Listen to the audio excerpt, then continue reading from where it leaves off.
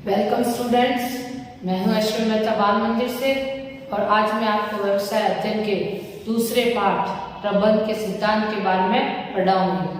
तो पहला चैप्टर तो हो चुका है और दूसरा चैप्टर है प्रबंध के सिद्धांत। पहले चैप्टर में हमने पढ़ा था कि प्रबंध क्यों जरूरी है, किस लिए प्रबंध किया जाता है, प्रबंध के क्या महत्व है, इसकी कैसे प्रकृति है, इन सब के बारे में हमने डिटेल में पढ़ा था। अब हम पढ़ेंगे प्रबंध के सिद्धांतों के बारे में, यानी ये प्रबंध के सिद्धांत क्या होते हैं, क्यों जरूरत पड़ी इन सिद्धांतों की।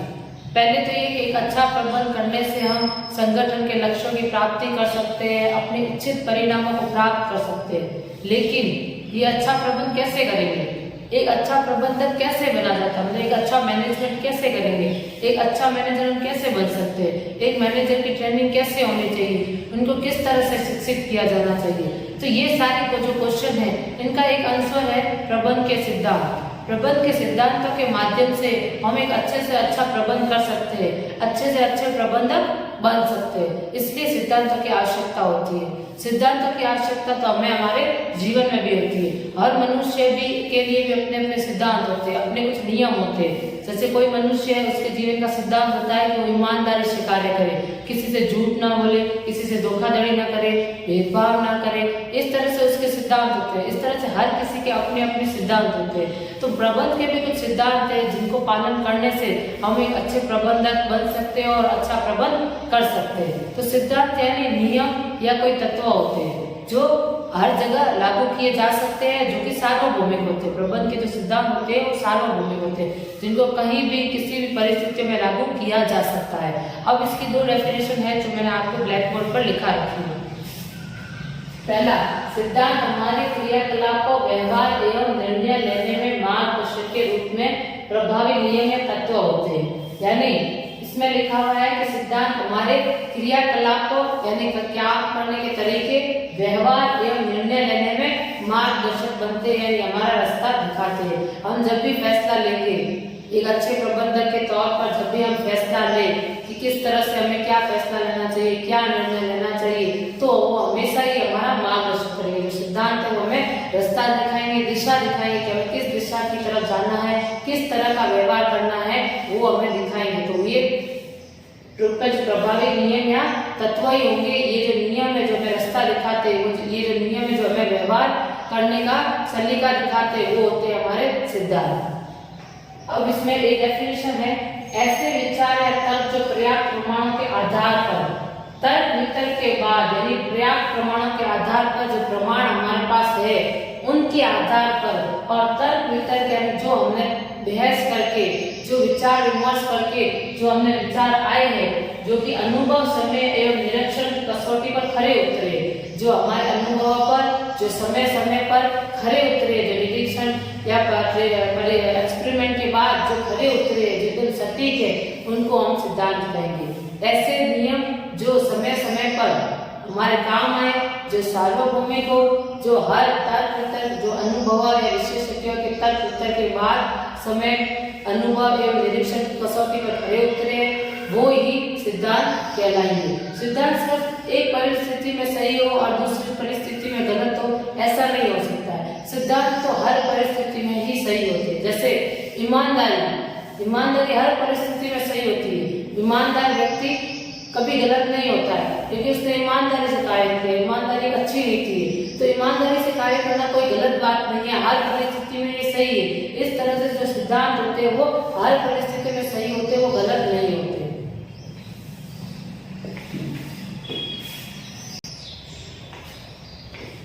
एक एग्जाम्पल देके मैं आपको बताती हूँ। जैसे आपकी बुक का ही एग्जाम्पल है टोयोटा मोटर्स का।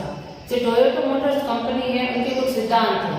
उनके ये सिद्धांत है कि वो जो टोयोटा मोटर कंपनी है वो हर एक देश में काम करती है, मतलब वो विदेशों में भी कार्य करती है, अनेक देशों में कार्य करती है। तो उनके ये सिद्धांत है कि वो दूसरे देशों के रीति रिवाजों का आदर करे, उनके देश और कानून की पालना, उनके देश के कानून की पालना करे, उनके देश की भाषाओं का भी आदर करे, उनकी भावनाओं की रिस्पेक्ट करे, उनके साथ अच्छा व्यवहार करे, उनसे धोखापूर्ण ना करे, अपने कर्मचारियों के साथ अच्छा व्यवहार करे, उनको अच्छा वातावरण दे। तो इस तरह से ये एक टोयोटा मोटर्स कंपनी की जो है सिद्धांत है जो वो जो उनकी कंपनी में लागू किए हुए और इसको सालों से फॉलो करते हुए आ रहे हैं। इसी वजह से ये कंपनी जो है अच्छे ढंग से चल रही है। तो हर कंपनी के अपने कुछ ना कुछ सिद्धांत होते हैं, लेकिन कुछ सिद्धांत हर कंपनी के अलग अलग सिद्धांत होते हैं, लेकिन कुछ बेसिक सिद्धांत होते हैं जो फिक्स होते हैं, जो हर कंपनी में लागू होते ही, हर संगठन में कहीं पे भी जगह वो लागू होते ही। अब ये सिद्धांत किसने दिए, ये कैसे बने हैं? तो ये सिद्धांत दिए हेनरी फ्योल और F.W. टेलर ने मेनली सिद्धांत दिए। सिद्धांत तो बहुत सारे विशेषज्ञों ने दिए, लेकिन सार्वभौमिक रूप से F.W. टेलर और हेनरी फ्योल के माने जाते हैं। इनके द्वारा दिए गए 14 सिद्धांत जो है हर जगह लागू होते हैं, क्योंकि ये सार्वभौमिक है और परिस्थितियों के हिसाब से ढल जाते हैं, ये किसी भी परिस्थिति में एडजस्ट हो जाते हैं। इसलिए इन 14 सिद्धांतों के बारे में हम आगे के पूरे चैप्टर में पढ़ेंगे, जो कि आपके जीवन के लिए भी बहुत महत्व है। किसी भी संगठन में ये 14 सिद्धांतों को लागू करने से वो एक सफल संगठन बन सकता है। तो हम आगे के अध्याय में हेनरी फ्योल और F.W. के बारे में आगे के चैप्टर में पढ़ेंगे।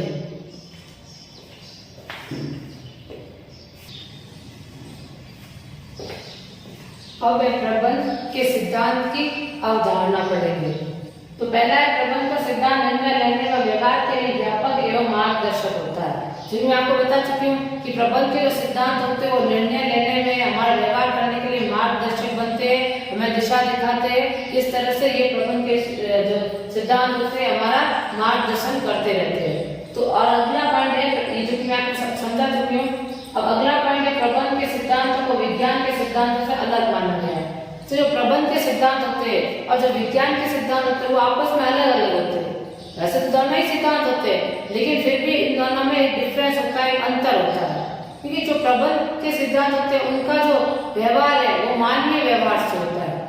उनका लेना देना, प्रबंध के सिद्धांतों का लेना देना एक मानव से होता है और हर मानव अपने में अलग होता है, इसलिए इसके परिणाम भी अलग अलग होते हैं। जबकि जो विज्ञान के सिद्धांत होते हैं उनका फॉर्मूला हर जगह सेम रहता है। धरती के किसी भी कोने में आप उस फॉर्मूले को अप्लाई करोगे तो रिजल्ट सेम ही आएगा। विज्ञान के जो सिद्धांतों का जो रिजल्ट होता है, जो परिणाम होता है, धरती के किसी भी कोने में अप्लाई करने से रिजल्ट सेम आता है। लेकिन प्रबंध के सिद्धांत का जो परिणाम होता है वो अलग अलग आता है और इनके सिद्धांतों को अप्लाई करने का तरीका भी अलग अलग होता है, क्योंकि इनका जो लेना देना मानवीय व्यवहार से होता है। और मानवीय व्यवहार तो हर समय बदलता है, एक मानव से दूसरे मानव में भी बदलता है। अब इसके 3 प्रमुख पॉइंट है। प्रबंध के सिद्धांत लोचशील होते हैं, यानी प्रबंध के सिद्धांत लोचशील यानी जिसमें बदलाव कर सके। लोचशील का मतलब है जिसमें बदलाव। तो प्रबंध के सिद्धांत लोचशील होते हैं, यानी जिसमें बदलाव किया जा सकता है, परिस्थिति के हिसाब से जिन्हें थोड़ा बदल सकते हैं। जबकि विज्ञान के सिद्धांत लोचशील नहीं होते, विज्ञान के सिद्धांतों को बदला नहीं जा सकता। विज्ञान के जो सिद्धांत है वो हमेशा फिक्स रहते हैं, वो किसी भी परिस्थिति के हिसाब से नहीं बदलते, इसलिए उनके परिणाम हमेशा ही सेम रहते हैं। जबकि जो विज्ञान के प्रबंध के सिद्धांत है उनमें बदलाव किया जा सकता है, परिस्थिति के हिसाब से ऊपर नीचे थोड़ा कर सकते हैं, इसलिए इनके परिणाम भी अलग अलग होते हैं। प्रबंध के सिद्धांतों का संबंध मानवीय व्यवहार से है। प्रबंध के सिद्धांतों का संबंध इनसे मानवीय व्यवहार से, यानी इंसानों से, लोगों से, उनके कर्मचारियों से, इसलिए परिस्थिति की मांग के अनुसार उपयोग में लाया जाता है। इसलिए सिद्धांत का उपयोग जो है परिस्थिति के हिसाब से किया जाता है। जैसा परिस्थिति डिमांड करती है, जैसी परिस्थिति होती है, उन सिद्धांतों को अप्लाई या उनका उपयोग हम उसी तरह करते हैं, क्योंकि इनका लेना देना मानवीय व्यवहार से होता है। जबकि विज्ञान के सिद्धांत सारी स्थिति में एक ही जैसे रहते हैं। क्योंकि जो विज्ञान के सिद्धांत होते हैं, जो साइंस के नियम है, वो हर जगह एक रहते हैं। जैसे साइंस का एक गुरुत्वाकर्षण का नियम है कि जो भी चीज ऊपर से गिरेगी वो धरती के सेंटर में आके धरती पे ही गिरेगी, जो भी आसमान से गिरेगा वो धरती पे आके गिरेगा, जिसे हम ग्रेविटेशनल फोर्स भी कहते हैं। तो यह नियम पूरी धरती पर लागू होता है, एक किसी एक कोने में नहीं, हर जगह सेम ही रहता है। यह हर जगह परिस्थिति के हिसाब से बदलता नहीं है। लेकिन जो प्रबंध के सिद्धांत होते हैं वो मानव टू मानव बदलते रहते हैं, परिस्थिति के हिसाब से बदलते हैं और इन्हें सिद्धांतों का उपयोग भी परिस्थिति के हिसाब से ही किया जा सकता है। जैसी परिस्थिति होगी वैसे इन सिद्धांतों का लागू करना है। तीसरा, प्रबंध के सिद्धांत समय व जरूरत के हिसाब से बदलते हैं, जबकि विज्ञान के सिद्धांत सटीक रहते हैं। प्रबंध के जो सिद्धांत होते हैं वो जरूरत के हिसाब से बदलते हैं, जो मैंने आपको पहले ही बता दिया कि ये हमारी जरूरत के हिसाब से हमें इनका उपयोग करना होता है, जबकि विज्ञान के सिद्धांत हमेशा ही सटीक रहते हैं, फिक्स रहते हैं, ये हमारे लिए बदलते नहीं है। ये एक बार जो सिद्धांत बन गए तो वो हमेशा के लिए सेम ही रहेंगे। अब जो प्रबंध के सिद्धांत होते हैं, जैसे एक सिद्धांत इसका ये है कि कार्य को हमेशा बांट कर करना चाहिए, तो कार्य को बांट कर करना चाहिए। ये हर संगठन अपने परिस्थिति के हिसाब से कार्य को बांटता है। अगर संगठन छोटा है तो कार्य को बांटने की जरूरत ही नहीं है, कार्य बहुत कम होंगे तो 2-3 लोगों में बांट के भी काम चला सकता है, या ना भी बांटे कि संगठन बहुत छोटा है। लेकिन अगर संगठन बहुत बड़ा होता है तो कार्य को बांटना चाहिए, लेकिन काम बहुत ज्यादा हो जिससे कार्य को बांटना बहुत जरूरी हो जाता है कि एक अकेला व्यक्ति इतने बड़े कार्य को नहीं कर पाएगा। तो इस तरह से जो सिद्धांत है वो परिस्थिति के हिसाब से बदल रहे हैं। अब इनका जो सिद्धांत था कार्य का विभाजन, वो दोनों परिस्थितियों में बदल गया आकार के हिसाब से।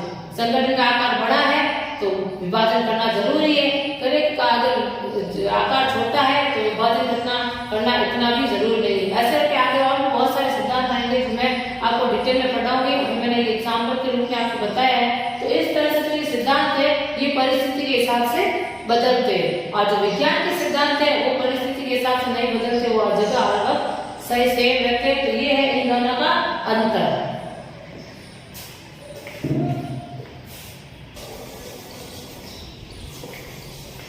अब हम पढ़ रहे हैं, अभी हमने पढ़ा कि प्रबंध के सिद्धांतों और विज्ञान के सिद्धांतों में अंतर होता है, और अब हम पढ़ रहे हैं प्रबंध के सिद्धांतों एवं प्रबंध की तकनीकों में भी अंतर होता है।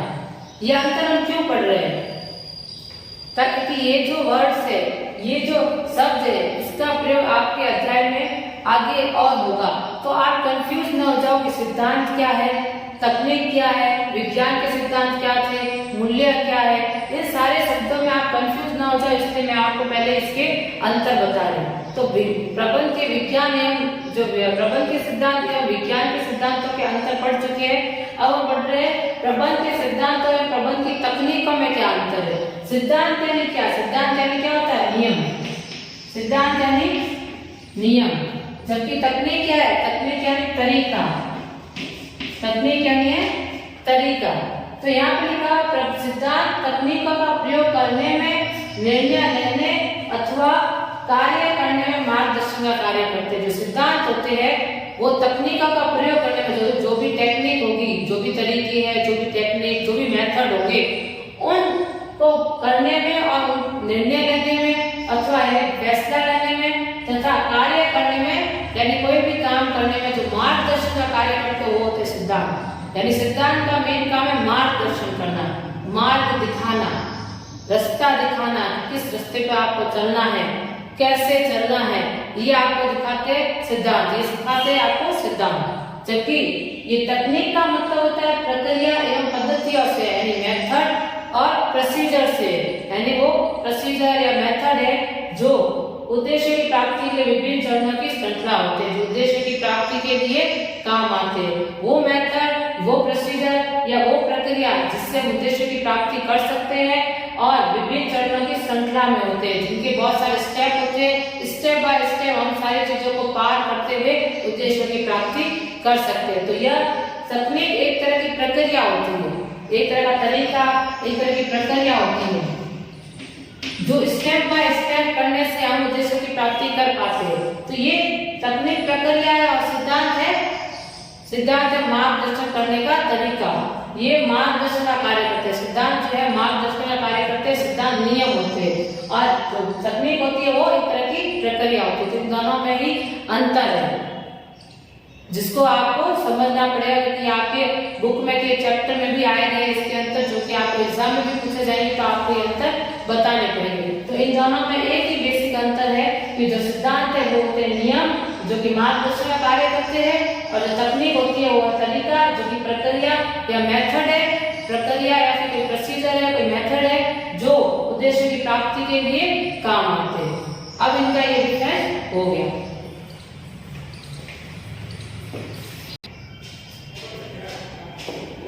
तो अब हम पढ़ रहे हैं प्रबंध के सिद्धांत एवं वैल्यूज में अंतर।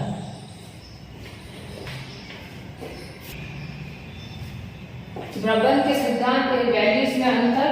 सिद्धांत व्यवहार के आधारभूत सत्य सत्य अथवा मार्गदर्शन होते हैं, जबकि मूल्य नैतिकतापूर्ण होते हैं। पहले मैं बता रही थी कि प्रबंध के सिद्धांत और मूल्य में अंतर क्यों है। प्रबंध के जो सिद्धांत होते हैं वो इस एक संगठन में काम आते हैं, लेकिन जो वैल्यूज होती है, जो मूल्य होता है, वो हमारे जीवन के काम आता है, वो समाज में लोगों के साथ व्यवहार करने के लिए काम होता है। इसलिए इन दोनों में अंतर होता है कि वैसे तो मूल्य भी एक तरह के नियम ही हैं और सिद्धांत भी एक तरह के नियम ही है, लेकिन जो प्रबंध के सिद्धांत है वो तो संगठन में काम आते हैं और परिस्थिति के हिसाब से उनमें बदलाव भी किया जा सकता है। लेकिन जो मूल्य होते हैं वो समाज में व्यवहार कैसे करना है उनको दिखाते हैं, समाज के लोगों के साथ कैसा व्यवहार करना है उनको दर्शाते हैं। इसलिए मूल्य और सिद्धांतों में अंतर होता है। इसको भी पढ़ना जरूरी है ताकि आप आगे जाके कहीं कंफ्यूज ना हो जाए कि मूल्य और सिद्धांतों में क्या फर्क था। तो पहला है सिद्धांत व्यवहार के आधार पर सत्य अथवा मार्गदर्शन होते हैं। सिद्धांत जो होते हैं वो सत्य पर आधारित होते हैं एवं मार्गदर्शन दिखाते हैं। ये मैं सिद्धांत के बारे में तो आप पहले पढ़ चुके हो, ये मार्गदर्शन दिखाते हैं और सत्य पर आधारित होते हैं, जबकि मूल्य नैतिकतापूर्ण होते हैं। यानी जो मूल्य होते हैं वो नैतिकपूर्ण होते हैं, जो समाज के लोगों के साथ किस तरह का व्यवहार करना है वो नियम बताते हैं, वो व्यवहार बताते हैं कि समाज के साथ हम किस तरह व्यवहार करें, क्या सही है, क्या नैतिकपूर्ण है, वो दिखाते हैं। प्रबंध के सिद्धांत का निर्माण कार्य की परिस्थितियों में अनुसंधान द्वारा होता है। प्रबंध का सिद्धांत का जो निर्माण है कैसे होता है, परिस्थितियों के हिसाब से। परिस्थितियों में जो अनुसंधान होते हैं, जो एक्सपेरिमेंट होते हैं, जो भी नए नए तरीके एक्सपेरिमेंट किए जाते हैं, उसके आधार पर सिद्धांतों का निर्माण होता है और अनुभवों के आधार पर सिद्धांतों का निर्माण किया जाता है। जबकि मूल्य समाज में लोगों के व्यवहार के सामान्य नियम होते हैं, जबकि जो मूल्य होते हैं या जो वैल्यूज होती है वो समाज में जो लोगों के साथ व्यवहार करने के लिए सामान्य नियम होते हैं, यानी नॉर्मल नियम, नॉर्मल रूल्स जिसे कहते हैं। नॉर्मल रूल्स होते हैं जो समाज के लोगों के साथ व्यवहार करने के काम आते हैं और इनका निर्माण तो समाज में ही होता है, समाज के लोगों के द्वारा ही किया जाता है। जो सही है वो ही बनाए जाएंगे।